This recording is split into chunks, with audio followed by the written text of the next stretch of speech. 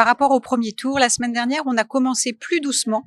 À 8 heures, on n'avait pas beaucoup d'électeurs, mais là, à partir de 11 heures, on voit exactement la même participation que la semaine dernière. Est-ce que cette participation est-elle satisfaisante par rapport aux autres élections?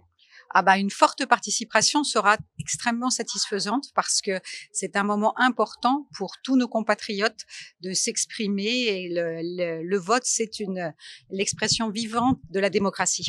En tant qu'observatrice, comment vous avez senti l'esprit des électeurs? Ah, tous les électeurs que je salue à l'entrée du site de vote me paraissent extrêmement motivés. Et comment l'organisation s'est faite?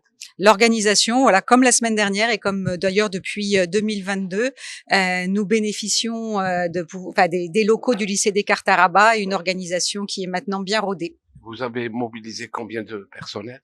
Ah, en tout, on est plus d'une vingtaine à être ici.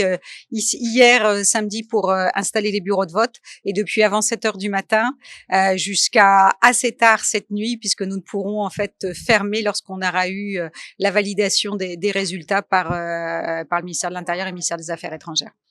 Donc, on saura qui est le futur député de la 9e circonscription à quelle heure? Alors ça, c'est difficile à voir parce que ça dépend en fait du dépouillement dans toutes les circonscriptions de la 9e.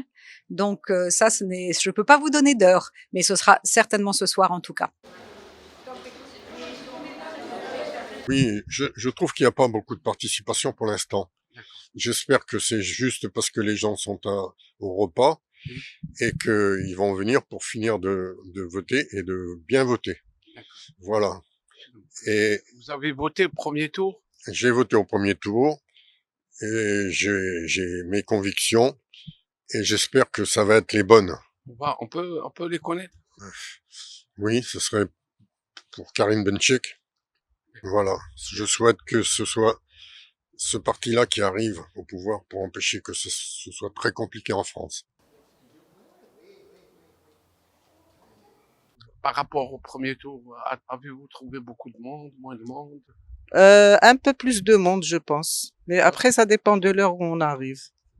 Moi, j'ai voté il y a 1 heure. Là, je suis juste revenu pour connaître vos convictions. Par rapport au bulletin que vous avez mis dans l'urne. Ah non, ça, on peut pas parler du bulletin qu'on a mis dans l'urne. Oui. Mais bon. Vous voulez quoi pour la France de demain? Le bonheur. Oui, et que tout le monde soit bien ensemble. Voilà.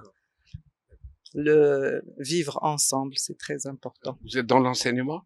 Oui, je suis assistante maternelle. Je travaille avec la mission française.